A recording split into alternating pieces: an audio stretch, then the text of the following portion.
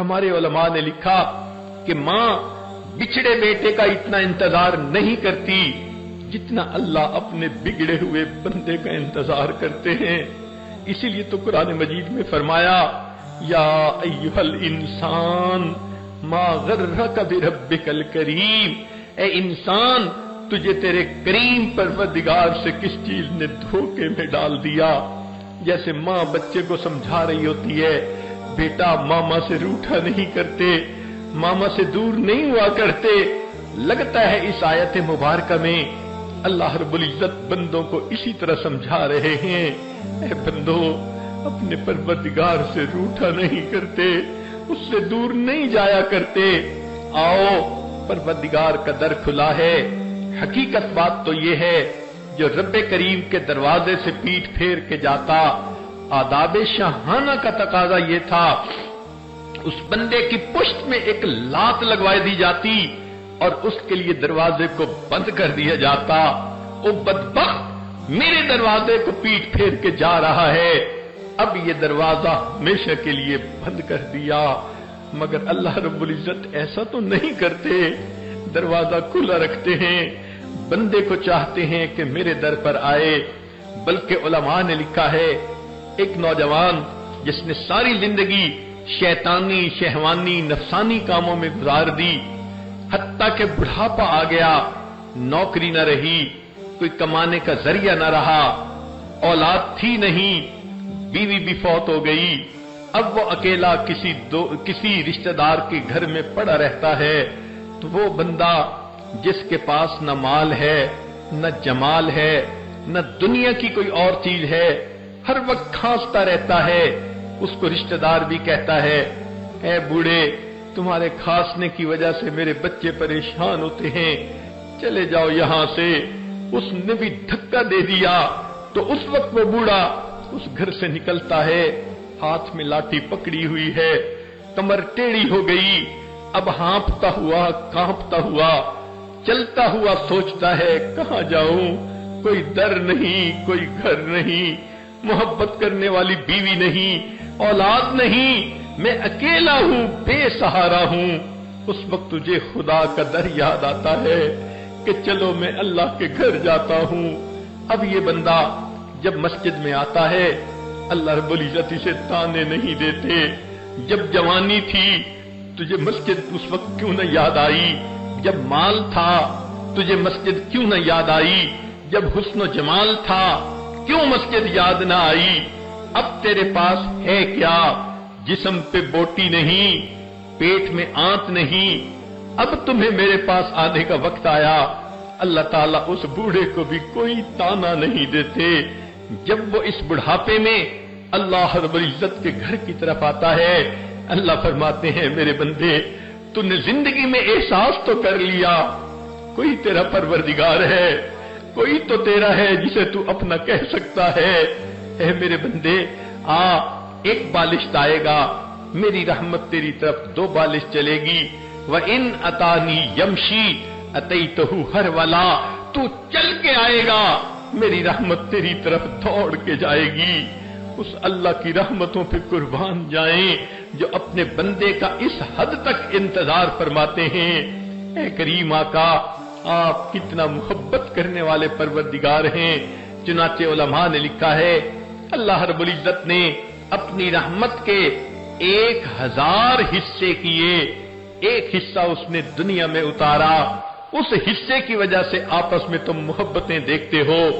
999 حصے رحمت قیامت کے دن ایمان والوں کے لیے ظاہر ہوگی. اب اگر ماں کو کہا جائے تیرے بچے کو تکلیف دیتے ہیں تو ماں کبھی گوارا نہیں کر سکتی. مشہور واقعہ ہے کہ ایک مرتبہ نبی علیہ الصلوۃ والسلام کو اطلاع ملی کہ علقمہ رضی اللہ عنہ نوجوان ہیں، روح قبض نہیں ہو رہی. نبی علیہ السلام بلال اور صہیب کو ساتھ لے کر ان کے پاس آئے. پتہ چلا کسی وجہ سے ماں ناراض ہے. نبی علیہ السلام نے اس کی والدہ کو کہا آپ بچے سے راضی ہو جائیں. وہ کہنے لگی میں ہرگز نہیں ہوں گی، میرا دل بہت خفا ہے. جب ماں نے انکار کر دیا نبی علیہ السلام نے اپنے صحابہ سے کہا کہ جاؤ لکڑیاں کاٹ کے لاؤ. चुनाचे वो गए, लकड़ियां लेकर आए, ढेर लग गया। नबी अलैहिस्सलाम ने कहा अच्छा इसको हम आग लगाएंगे, जब खूब आग जलेगी तो हम अलकमा को उसके अंदर डाल देंगे। बूढ़ी औरत को पता चला, पूछने लगी मेरे बेटे को आग में क्यों डालेंगे? नबी अलैहिस्सलाम ने फरमाया जब तुम इसे माफ नहीं करोगी, इसने जहन्नम की आग में भी तो जाकर जलना है, हम इसे यहीं आग में डाल देते हैं। जब मां ने देखा कि मामला सीरियस है, कहती है अच्छा मेरे बच्चे को आग में न डालें, मैंने अपने बच्चे को माफ कर दिया। मां बच्चे की तकलीफ बर्दाश्त नहीं कर सकती। अल्लाह रब्बुल इज्जत का भी मामला इसी तरह है। अगर किसी के दिल में ये सवाल आए फिर तकलीफें क्यों आती हैं, परेशानियां क्यों आती हैं, तो उसकी वजह यह है कि अल्लाह रब्बुल इज्जत अपने बंदों के गुनाहों को धोते हैं, माफ करते हैं। आपने नहीं देखा हामिद एक कमरे में बैठा है, उसे दूसरे कमरे में बच्चे को रोने की आवाज आती है, वो पूछता है कि बच्चे के पास कोई है? जवाब मिलता है कि उसकी मां मौजूद है। वो कहते हैं ये कैसी मां है, पास भी है फिर बच्चा रो रहा है, उसे बताओ कि मां ही तो रुला रही है। वो हैरान होगा मां रुला रही है, जवाब मिलेगा हाँ बच्चे ने नजासत कर दी थी, नजासत में लिथड़ गया था, मां उसे साफ कर रही है, नए कपड़े पहना रही है और बच्चा इस वजह से नहाने की वजह से रो रहा है। तो ये बच्चे का रोना मां की सख्ती की वजह से, नाराजगी की वजह से या मां की दुश्मनी की वजह से नहीं, मां की मोहब्बत की वजह से है। मां बर्दाश्त नहीं करती उसके बच्चे से बू आए, उसके बच्चे के कपड़े मैले हों, वक्ती रोने को बर्दाश्त कर लेती है, लेकिन बच्चे को नहला के साफ कपड़े पहनाती है, फिर उसको अपने सीने से लगा लेती है। बिल्कुल यही मामला इंसान का है। दुनिया में रहते हुए ऐसे गुनाह कर लेता है, उसका बातिन नजस हो जाता है, दिल स्याह हो जाता है, गुनाहों की नजासत उसको बातनी तौर पर नापाक कर देती है। अल्लाह रब्बुल इज्जत इस बंदे की नजासत को पसंद नहीं फरमाते, वो खुद भी पाक हैं, उन्हें पाक बंदा अच्छा लगता है, लिहाजा कोई बीमारी, कोई मुसीबत, कोई परेशानी बंदे पर भेज देते हैं। उनका असल मकसद बंदे की मैल कुचैल को उतारना होता है, बंदे को पाक साफ करना होता है। फिर अल्लाह रब्बुल इज्जत उस बंदे को इस तरह बीमारी से पाक कर देते हैं जैसे उस दिन पाक था जब उसकी मां ने उसको जन्म दिया था। कुर्बान जाएं अल्लाह की रहमत पर कि ये बीमारियां भी रहमत की शक्ल में आ जाती हैं, बंदे को धोने के लिए, आखिरत के अजाब से बचाने के लिए। इन्नल्लाह बिन्नास लरऊफुर रहीम, अल्लाह रब्बुल इज्जत अपने बंदों पर बड़े रऊफ और बड़े रहीम हैं।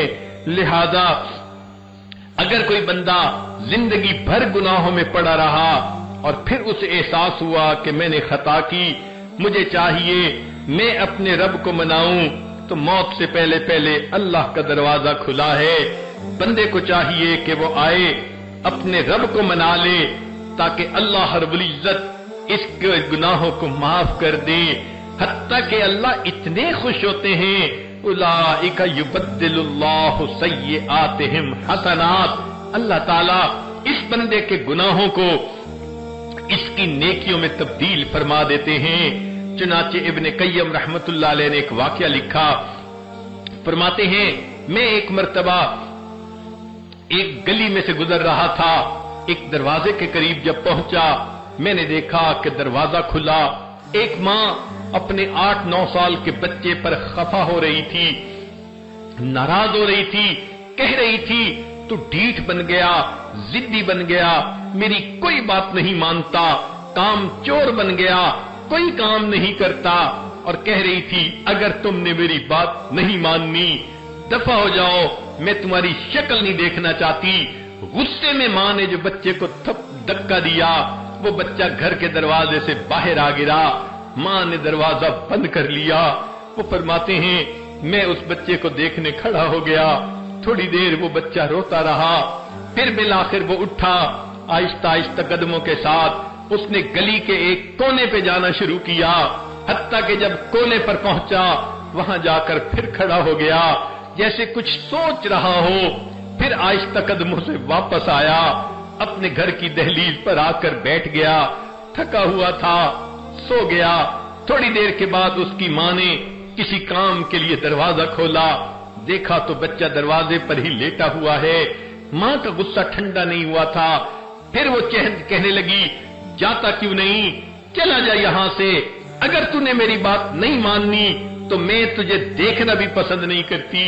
جب ماں نے اسے پھر ڈانٹا، بچے کی آنکھ کھلی، وہ کھڑا ہوا، آنکھوں میں سے پھر آنسو آ گئے، کہنے لگا امی جب آپ نے مجھے دھکا دے دیا تھا میں نے سوچ لیا تھا میں یہاں سے چلا جاتا ہوں، امی میں نے سوچا تھا میں کسی کا نوکر بن جاؤں گا، مجھے کھانا بھی مل جائے گا، مجھے رہنے کی جگہ بھی مل جائے گی۔ اور یہ سوچ کر امی میں گلی کے موڑ تک پہنچ گیا تھا، لیکن وہاں جا کر مجھے خیال آیا مجھے روٹی بھی ملے گی، کھانا بھی ملے گا، ٹھکانہ بھی ملے گا، لیکن امی جو محبت مجھے آپ دیتی ہیں وہ محبت مجھے پوری دنیا میں کہیں نہیں مل سکتی۔ یہ سوچ کے میں واپس آ گیا، امی آپ ناراض ہو تو بھی آپ کا بیٹا، معاف کر دے تو بھی آپ کا بیٹا۔ جب بچے نے یہ بات کی ماں کی ممتا جوش میں آئی، اس نے بچے کو سینے سے لگایا، میرے بیٹے اگر تو یہ سمجھتا ہے جو محبت میں تجھے دے سکتی ہوں وہ دنیا میں کوئی اور نہیں دے سکتا، میرا دروازہ کھلا ہے، آ جا گھر میں زندگی گزار لے۔ ابن قیم رحمت اللہ علیہ یہ واقعہ لکھنے کے بعد فرماتے ہیں کہ جب اللہ رب العزت کا گنہگار بندہ اپنے گناہوں پر نادم اور شرمندہ ہو کر اللہ کے دروازے پہ حاضر ہوتا ہے اور آ کر کہتا ہے الہی عبدک العاصی یتاکا، اللہ آپ کا گنہگار بندہ آپ کے دروازے پر حاضر ہے، مقرم بالذنوب وقد دعاکا، اللہ اپنے گناہوں کا اقرار کرتا ہے اور آپ کی خدمت میں یہ گزارش کرتا ہے فَإِن تَغْفِرْ فَأَنْتَ لِذَاكَ أَهْلٌ، اللہ اگر آپ معاف کر دیں تو آپ کو تو یہ بات سجتی ہے، وَإِن تَطْرُدْ فَمَن يَرْحَمْ سِوَاكَ، اللہ اگر آپ مجھے دھکا دے دیں تو پھر میرے لیے کون ہے جو مجھ پر رحم کرنے والا ہو۔ عجیب بات ہے، دنیا کی روٹی کا سوال کرنے والا کسی دروازے سے خالی چلا جائے اس کو کوئی حسرت نہیں، کوئی افسوس نہیں، دوسرے دروازے پہ چلا جائے گا، نہ ملی تیسرے دروازے پہ چلا جائے گا، مگر معاملہ تو انسان کا ہے۔ اگر وہ اللہ رب العزت کے دروازے پر آیا اور یہ دروازہ نہ کھلا اب اس کے لیے دوسرا کوئی دروازہ نہیں۔ جو اللہ کے دروازے سے خالی جاتا ہے وہی بدبخت ہوتا ہے، وہی شقی ہوتا ہے۔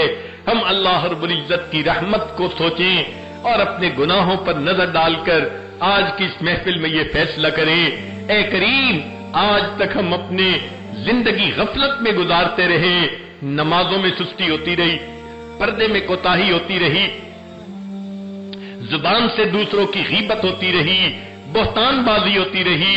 اے اللہ آج ہمیں اپنے گناہوں کا احساس ہوا، ہم آج کے بعد ایک نیک عورت بن کر زندگی گزاریں گی۔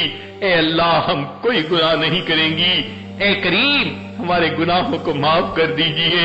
ہم نے تو دنیا میں دیکھا ہے کہ اگر کسی گھر کی عورتیں چل کے کسی دروازے پہ آ جائیں لوگ تو قتل کا مقدمہ بھی معاف کر دیتے ہیں، عورت چل کے آ گئی ہے۔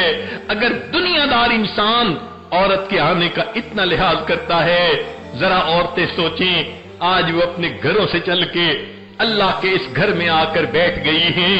اے مولا ہم آپ کو منانا چاہتی ہیں، اللہ ہم اپنے دل کے غم کس کو سنائیں، آپ ہی تو سینوں کے بھید جاننے والے ہیں۔ اللہ ہمارے حال پر ترس کھا لیجئے، ہم پر رحم فرما دیجئے، اللہ ہمارے گناہوں کو معاف کر دیجئے۔ جب اس طرح ہم سچی توبہ کریں گے یقیناً اللہ تعالی ہمارے گناہوں کو معاف فرما دیں گے، آئندہ ہمیں نیکوکاری پرہیزگاری کی زندگی نصیب فرمائیں گے۔ وآخر دعوانا ان الحمد للہ رب العالمین۔